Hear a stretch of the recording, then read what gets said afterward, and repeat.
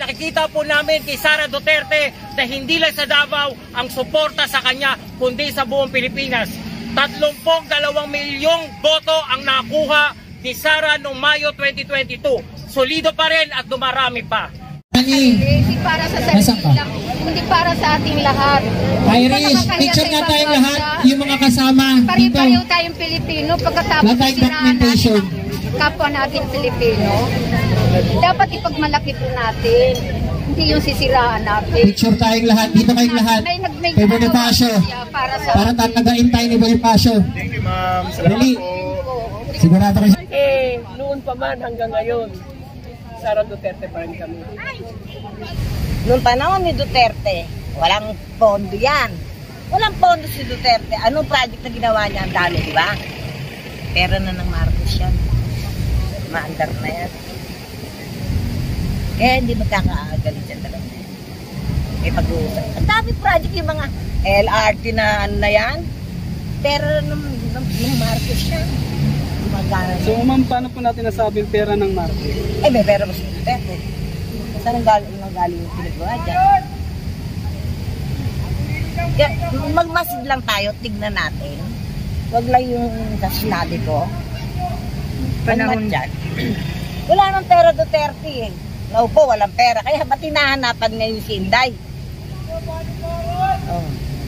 Talaga yung lahat ng project na nilabas ni ni Duterte na yan, Marcos na yan. Pera na ng Marcos siya, yung mga gold na yan.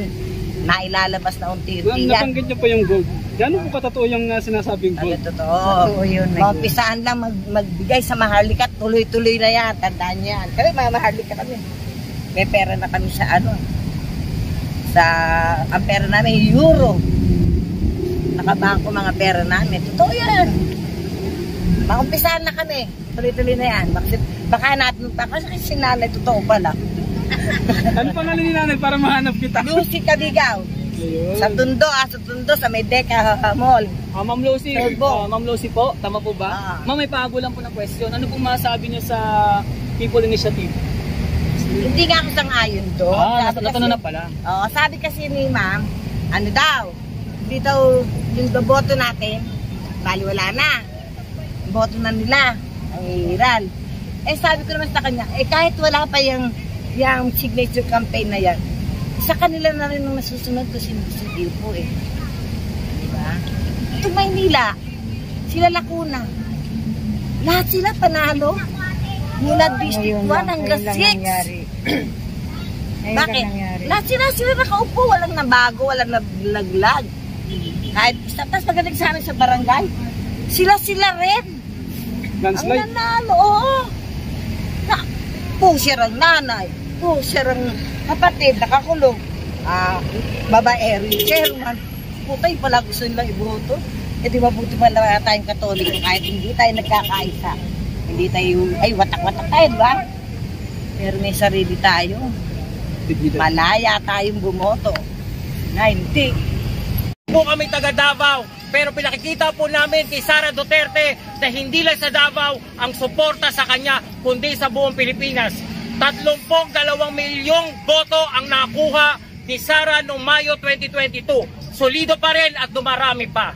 Kaya ako'y nakikiusap po, mag-monitor po kayo sa inyong mga channels po natin, mga pogi, magaganda mga vloggers. Subscribe po kayo para po sa mga maiinit pa mga balita na masasaksihan nyo ngayong gabing ito. Muli, Sara Duterte, solido ang aming suporta kay Sara Duterte. Sara Duterte. Duterte! Duterte! Duterte! Duterte! Ayan mga babayan, dito po yung ating mga kasamang mga vlogger dito, mga 6:30 tayo mag-umpisa na sa event na ito.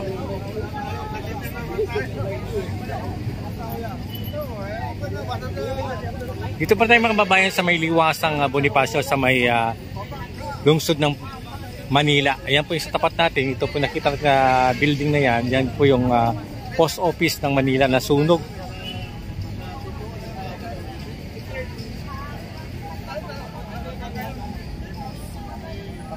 Iniinit na kagad? Ano pa lang, video pa lang yan. Ito live ako eh.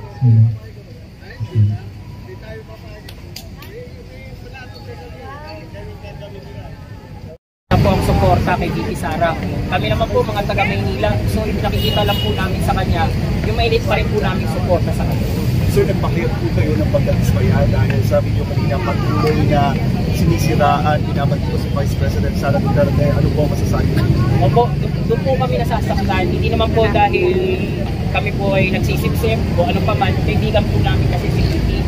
At bilang po kaibigan, masakit po na nakikita mo yung kaibigan mo, nagtatrabaho po ng tama, wala pong masasamang sinasabi, pero araw-araw po segundo siyang sinisira ko ng ibang mga tao. Hindi po namin malaman kung saan po nanggagaling yung galit po na yun sa kanya. Ano bang panawagan niyo, sir, dun sa patuloy na naninira o mano kay Vice President Sara? Opo, ang panawagan lang po namin, pagkaisa muna po tayo, tigilan na muna po natin pagkakawatak-watak kasi nakakaawa po yung bayan po natin. Marami pong nagugutom, marami pong hindi makakain ng 3 beses isang araw. Ang panawagan lang naman po namin, pagkaisa tayo kasi tayo po yung nanalo, tayo po yung unity, tayo po dapat yung magkakasama. Pero parang lumalabas po ngayon, parang oposisyon na po kami, parang kaaway na po kami, kaaway na po si VP Sara. Ang kinalulungkot ko bilang kaibigan po ni VP Sara, bakit po ba, ano po ba ang galit sa kanya? Bakit po siya araw-araw sinisira?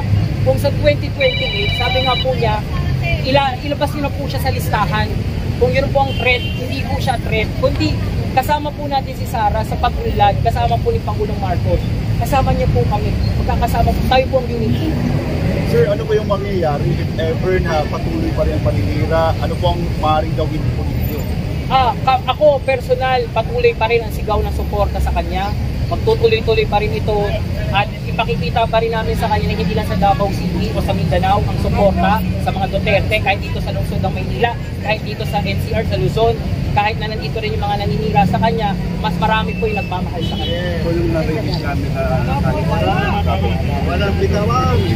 So we will not be pagsasali.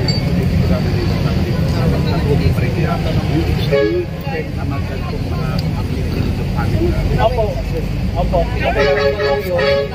Kami naman po, mayapa naman po kami naglulunsad, karapatan naman po natin po bilang Pilipino magbayad ng aming sustento.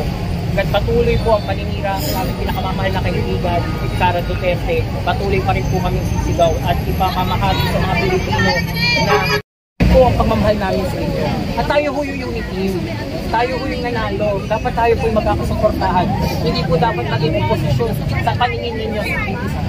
Sir, nasa lang po from my end. Bilang taga-suporta po ni Vice President Sara, ano po masasabi po ninyo doon po sa mga nananawagan na kailangan nang mag-debut sa pwesto si Vice President Sara bilang DepEd Secretary?